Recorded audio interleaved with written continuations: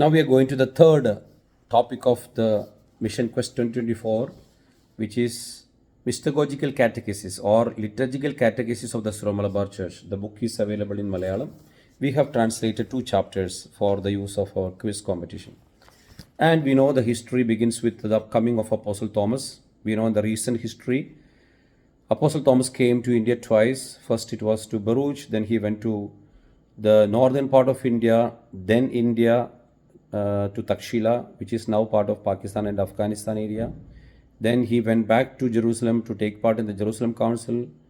Then he came back to South India and he landed in 52 at Kodungalur and died in 72 at Mylapore.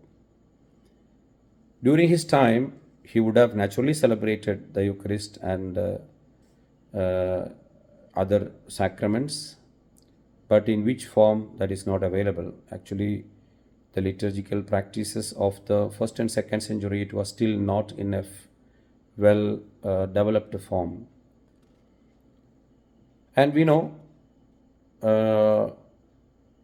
in the 3rd and 4th century, in most of the places, the liturgical celebrations got into proper form, and in the whole world, there were 3 major liturgical families: Latin, Syriac, and Greek. Syro-Malabar Church got connected to Persian Church. There is a historical evidence for that. In the 3rd century, the first council, ecumenical council, Nicene Council, which took place in 325, one bishop signed as the Bishop of Persia and Bishop of India, Bishop John the Persian.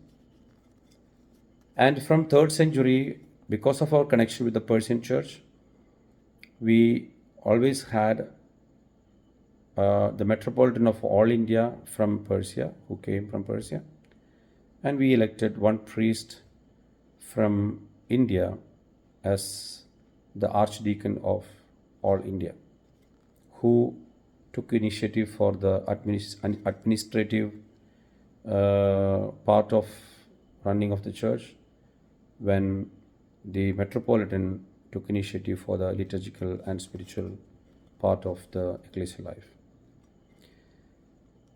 A good information is available about this time in the book written by Cosmos Indicopletus from 500 to 525, who wrote Christian topography.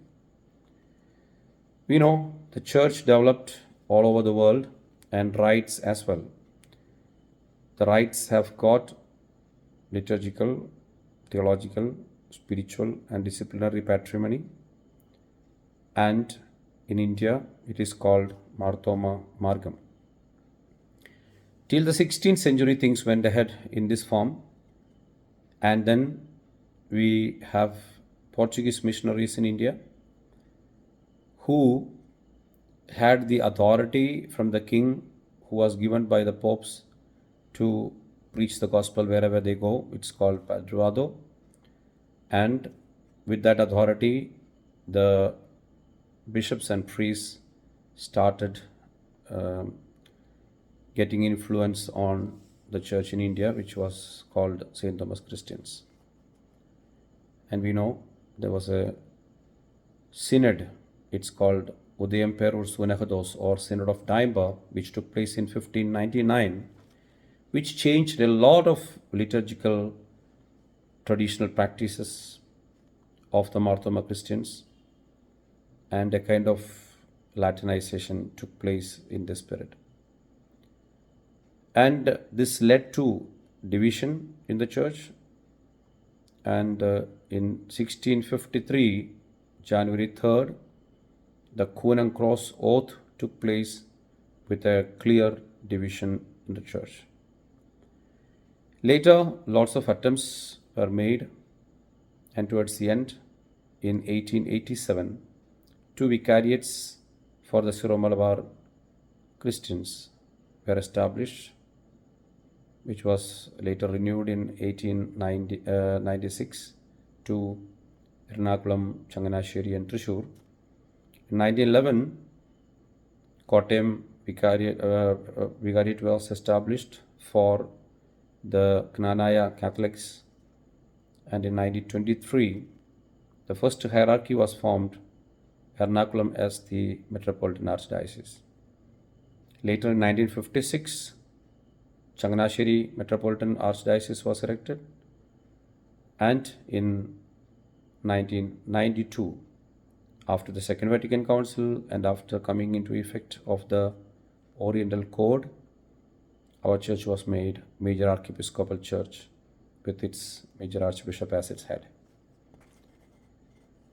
Yes, now Apostle Thomas should have celebrated Eucharist in the then available possible way. Of course, he was a Jew, so he would have taken a lot of Jewish elements, and he preached the gospel in India, so would have taken linguistic, cultural, religious situations of India. And the liturgy got formed in the 3rd and 4th century, and the first anaphora is prepared by Adai who are known to be the disciples of Apostle Thomas. Many of these elements are available in the book written by Antonio de Gouveia called Jornada in 1603 in the Portuguese language. As I already mentioned, as there were a lot of changes took place in the Synod of Diamber, because of the real desire to celebrate the Eucharist in the original form, there were attempts of restoration of the original liturgical celebrations, and the order of the liturgical celebration called Tukasa Karmavidhi was written by Saint Chavara Kuriakos Elias, and it was in use for almost 100 years till 1962. The Vatican Council ended in 1965, and much before that there was already a request from the Congregation for the Oriental Churches for the renewal of our liturgy. Actually, it was begun by Pius XI, and a committee was appointed in 1954. This committee studied and placed a report in 1957, and Pope Pius XII gave recognition for that. And in 1968, because of the influence of the Second Vatican Council, there was a liturgical reformation, and the text was recognized by the Holy See with the concept of ad experimentum, for on experimental basis. The Roman See always observed that we need to keep the Oriental tradition of our church, because we know in the 3rd century, because of the geographical issues, the church was divided to Oriental and Occidental, Eastern and Western, and the Persian church and Indian church, we were part of the Oriental church or Eastern church. And we were supposed to keep our Oriental tradition, and the Holy See directed to have liturgical celebration according to the Oriental tradition.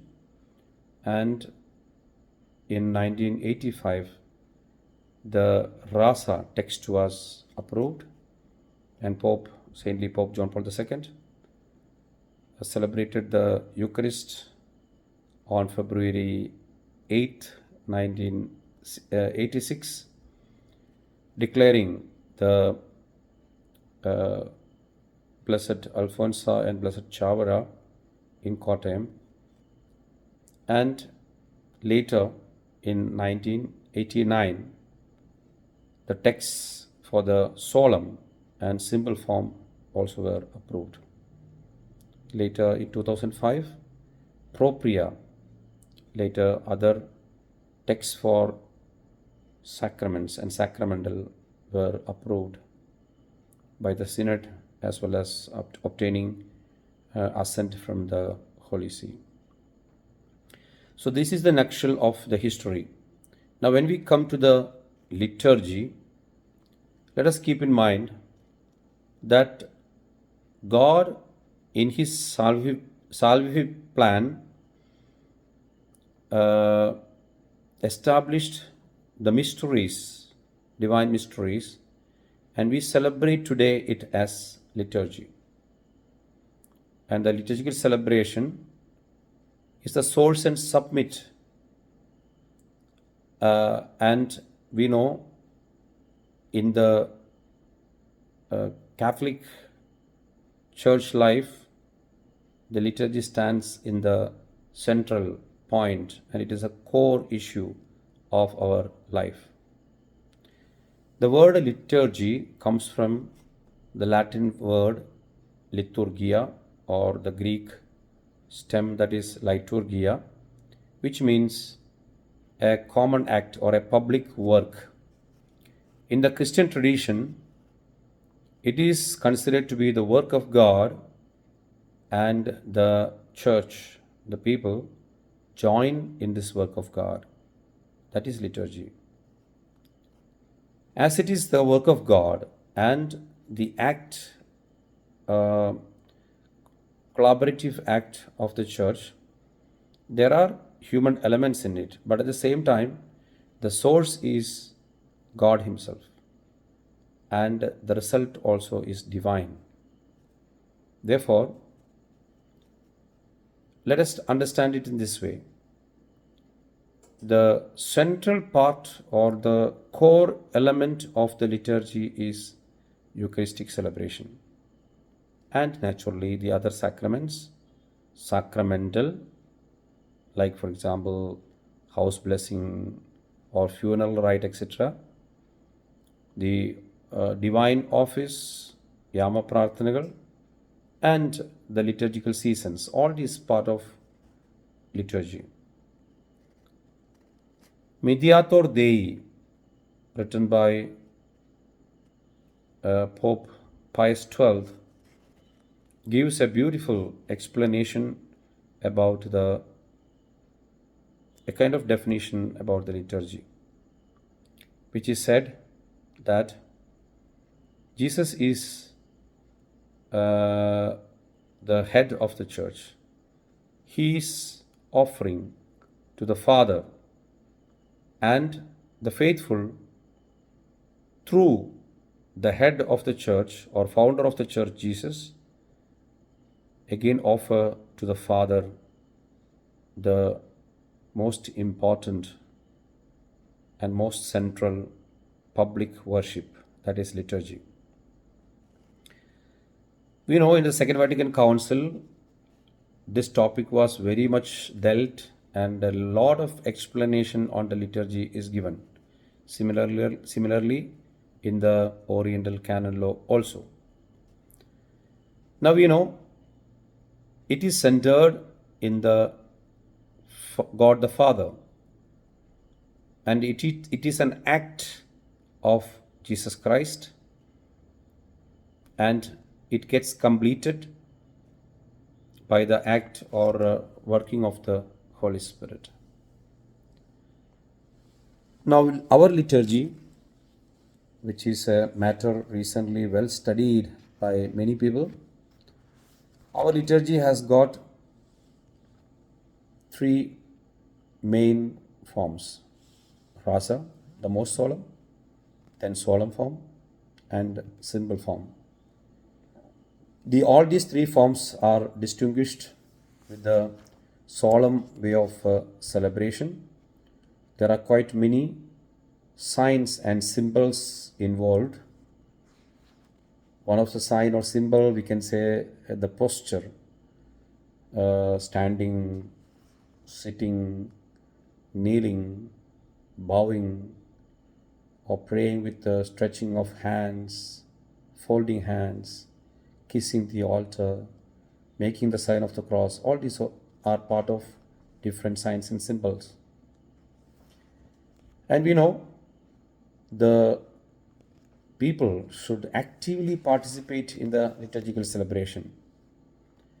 There is also an area of inculturation, which is also an important thing, which is to be studied well, and it is part of the organic development and growth of the church. Many elements get into the liturgical celebrations, which is part of inculturation. It's a patrimony, so we have to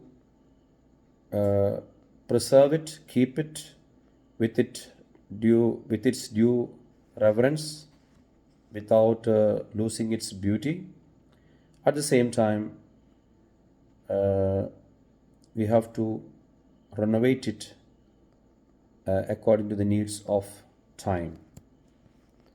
So the major liturgical traditions, we know that there are 24 different Soyurist churches in the Catholic Communion. The biggest is the Latin Church, the Occidental or Western Church, and 23 small churches are Oriental or Eastern churches. The Syro-Malabar Church, having the tradition, Persian tradition, part of the East Syriac liturgical family, and we as Syro-Malabar Church and Chaldean Church, we have the same liturgical celebration. Yes, these are the main important things that we need to really understand well. There are many elements that we need to also study with regard to the other churches, which I don't deal in this session because it will be then very lengthy. As I end, our liturgical celebrations also have got different texts. We call taxa, then lectionary. We know lectionary has got Old Testament and New Testament, the Gospels, Evangelion, and then we have taxa for other different sacraments, then pontifical for the rites of ordinations for bishops, for priests, for deacons, etc. We have also for the consecration of the churches and dappa and the chrism, holy oil. So these are the main things. Thank you so much for your patient listening. May God bless you and have a great Mission Quest 2024.